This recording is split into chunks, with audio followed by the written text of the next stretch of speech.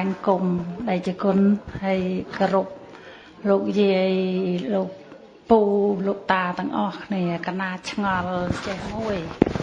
cái na trong xu thà mặt đai là bốc cái ná bàn chạy thàn thôi hay cái na thay là xa cái là hốt tại cái na ở đây toàn tập hạ mớiได้คนta nâng về miệng bạp chẳng nào đây cái na trắng đằng từng mặt đai từng bộ cái ná từng mơ ở đây chọc tại là hỏi ở toàn từng hơm rõ na trắng đằng cái này như thế nàyคนนั่นไงតាមពិតមកពីយើងឲ្យសេចក្តីសំខាន់ទៅលើពេលដែលគាត់លាចាកលោកតាមពិតសេចក្តីសំខាន់គឺយើងមើលថែគាត់ជានិច្ចកាលនោះឯងយល់ទេរឿងដង្ហើមចុងក្រោយនេះមិនជាសំខាន់ណាស់ទេដូចជាកូនចៅជាច្រើនពេលឪពុកម្ដាយនៅពិសាបានហ្នឹងមិនសូវគិតគូគាត់ទេដល់តែពេលគាត់ឈឺធ្ងន់ណាបាននំចេកនំនៃចេកអំពៅនឹងមកសពគ្រប់សួរថាបានប្រយោជន៍ស្អីសម្រាប់ពេលដែលគាត់ជិតស្លាប់នោះពីព្រោះគាត់ពិសាលែងបានទៅហើយអញ្ចឹងពេលដែលសំខាន់នេះគឺជីវិតរស់នៅនេះឯងហ្នឹងហើយដូច្នេះរឿងដែលគាត់ធ្វើដំណើរទៅវាជាការខកខាននឹងធ្វើម៉េចយើងវាមិនចង់អញ្ចឹងទេសំខាន់ចេតនារបស់យើងណាឥឡូវឧទាហរណ៍គេប្រាប់ថាឥឡូវម្ដាយចិត្តស្លាប់ហើយយើងអត់មានរវល់អីយើងមានចេតនាហោះងាប់អីងាប់ហើយខ្ជិលធ្វើដឹងនេះទៅជាចេតនាបាបយល់ទេអញ្ចឹងបាបឬបុណ្យវានៅលើចេតនាហ្នឹងហើយត្រូវហើយប្រសិនបើយើងមានចេតនាទោះបីជាយើងទៅមើលក៏ដោយបើយើងបន់ហ្នឹងឲ្យឆាប់ស្លាប់ងាយហ្នឹងអញបានតនេទោះបីទៅមើលផ្ទាល់តែចេតនាយើងវាអញ្ចឹងបាបហើយយល់ទេហ្នឹងហើយដូច្នេះត្រូវដោះចិត្តឲ្យរួចថាអ្វីត្បិតថាយើងមិនបានទៅតន់ពេលដែលគាត់លាចាកលោកក៏ប៉ុន្តែចិត្តយើងអត់ចង់អញ្ចឹងទេយល់ទេសំខាន់គឺចិត្តយើងនេះចិត្តពុកកណាហើយតែពុកខូចទៅកណាឈឺរហូតព្រោះតែកណាទៅលេងទៅថែសាទៅអត់មានឈឺទេគុណហ្នឹងហើយភាពមិនអស់ចិត្តនេះមិនមែនជាបុណ្យកុសលទេឥឡូវយើងត្រូវគិតសារឡើងវិញណាជំងឺដែលយើងឈឺនឹងអាចមកពីបញ្ហាផ្លូវចិត្តជាងការដោយសារយើងចិញ្ចឹមចិត្តថាវាមិនគួរទៅវាប៉ះពាល់អារម្មណ៍របស់យើងយល់ទេជំងឺកើតឡើងមានសមុទ្រឋាន4ទី1វាច្រើនរោគមានច្រើនប៉ុន្តែព្រះអង្គសរុបមកមានសមុទ្រឋាន4ទី1គឺកើតពីឧតុរោគដែលកើតពីឧតុគឺជំងឺឆ្លងអញ្ចឹងណាគ្រប់ជំងឺទាំងអស់ដែលជាជំងឺឆ្លងហ្នឹងហៅថាជំងឺដែលកើតពីឧតុជំងឺដែលពាក់ព័ន្ធជាមួយនឹងអាហារមិនល្អអញ្ចឹងទៅហៅថាមានអាហារជាសមុទ្រឋានជំងឺខ្លះទៀតពាក់ព័ន្ធនឹងកម្មរបស់យើងពីបព្វជិតយើងបៀតបៀនសត្វច្រើនអញ្ចឹងណាអាហ្នឹងនាំឲ្យយើងឈឺច្រើនជំងឺមួយយ៉ាងទៀតពាក់ព័ន្ធនឹងអារម្មណ៍ហៅថាចិត្តជាសមុទ្រឋានហើយបើតាមស្ដាប់មកជំងឺបងហ្នឹងអាចប៉ះពាល់ជាមួយផ្លូវចិត្តយល់ទេដោយសារយើងមិនតន់ព្យាបាលចិត្តឲ្យវាឈប់គិតពីបញ្ហាហ្នឹងដោយសារយើងចេះតែគិតថាមិនគួរឥឡូវអាត្មាលើកពាក្យព្រះសម្មាសម្ពុទ្ធឲ្យយើងស្ដាប់ពាក្យថាចិត្តឬឆ្ងាយមិនសំខាន់ទេមិនសំខាន់ទេសំខាន់គឺផ្លូវចិត្តមនុស្សដែលឈ្មោះថាចិត្តគ្នាគឺចិត្តដោយធម៌ព្រះសម្មាសម្ពុទ្ធព្រះអង្គសម្ដែងថាម៉េចសត្វបរោះទោះបីជានៅឆ្ងាយដូចជាភ្នំហេមពៀនប៉ុន្តែរមែងប្រកបចិត្តគ្នារីឯអសម្បរោះទោះបីជានៅចិត្តគ្នាក៏រមែងមិនប្រកបដូចជានៅក្នុងទីឆ្ងាយនឹងអញ្ចឹងរឿងនេះវាបាបឬអត់គឺត្រូវពិនិត្យមើលចិត្តយើងតើយើងប្រមាថដែរឬទេតើយើងចង់ឲ្យគាត់ស្លាប់ដែរឬទេឃើញទេប្រសិនបើយើងអត់មានសេចក្តីប្រមាថទេមិនមែនជារឿងបាបអកុសលទេទោះបាបទាំងអស់ដែលនិយាយជាអង្គធម៌ហ្នឹងវាមាន14គឺមោហៈទោលោភៈទោសៈ អ៊ីសាមច្ឆរិយៈអីនេះដូចជាតួបាបគ្រឿងមិនស្អាតផ្លូវចិត្ត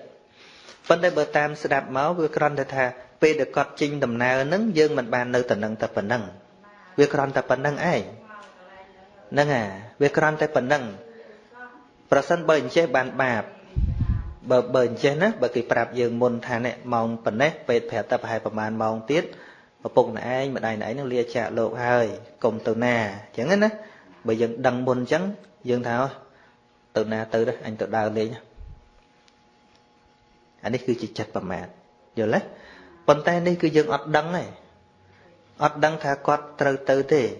ហើយមិនខ្វះទេមនុស្សដែលពេលឪពុកម្ដាយស្លាប់ខ្លួនមិនបាននៅចិត្តមិនខ្វះទេត្រូវហើយខ្វះអី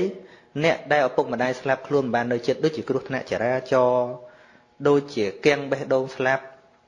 មិនខ្វះទេមនុស្សដែលស្លាប់ហើយញាតិមិនបានដឹងដូច្នេះប្រសិនបើយើងអត់មានចេតនាឲ្យគាត់ស្លាប់ទេនេះមិនមែនជាបាបហើយក៏មិនមែនជាកំហុសអ្វីដែរយល់ទេនឹងបាបនៅក្នុងចិត្តបើយើងប្រមាទដូចជាមានមនុស្សនៅពោធិ៍សាត់ហ្នឹងស្មានមិនថាឈ្មោះទេប៉ុន្តែមានពិតប្រកបដំបូងឡើយអាចារ្យស្រែកពុទ្ធោពុទ្ធោម្ដាយចង់ដាច់ខ្យល់អញ្ចឹងណាកូនចៅយំប៉ុន្តែស្រែកច្រើនដងពេកគាត់ងាយស្លាប់ពី3យប់ឯនៅតែដិតដកមានកូនខ្លះល្អូថាទៅព្រមទៅឲ្យឆាប់ឯងឃើញកើតចិត្តប្រមាទទេនៅចិត្តមែនក៏ប៉ុន្តែកើតចិត្តប្រមាទឃើញទេដល់ពេលក៏ទៅមែនតែនកូនដេកលក់អស់ប៉ុន្តែចំពោះកូនដែលដេកលក់អស់ទាំងប៉ុន្មានក៏មិនប្រកាសថាមានទោសដែរតែបើនរណានិយាយចង់ឲ្យតែគាត់ទៅអាហ្នឹងទៅមានទោស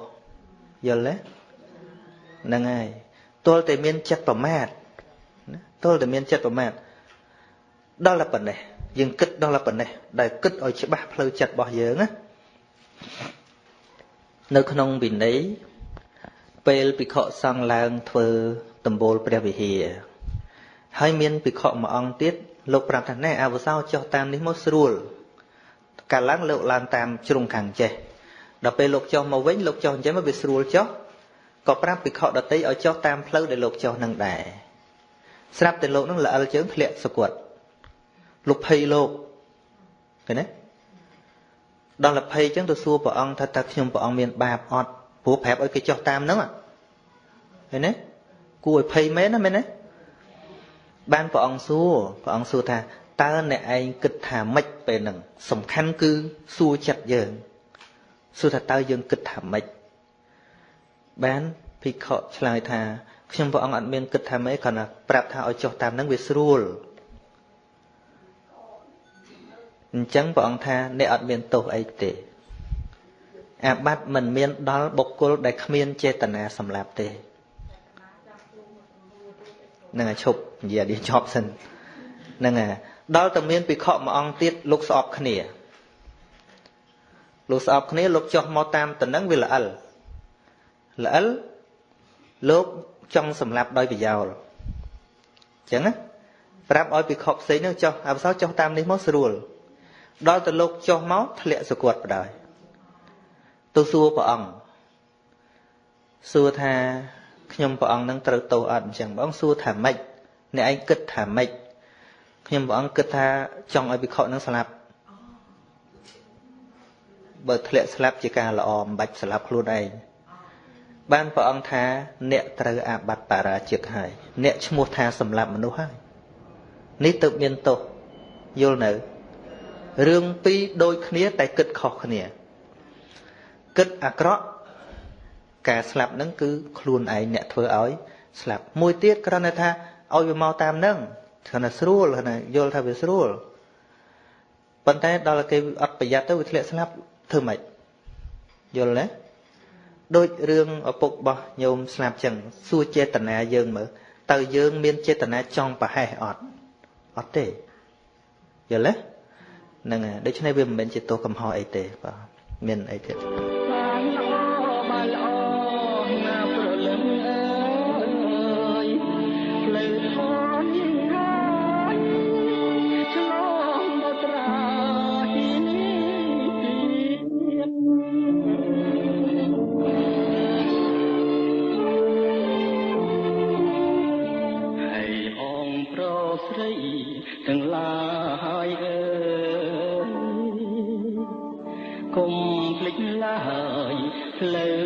ល្អ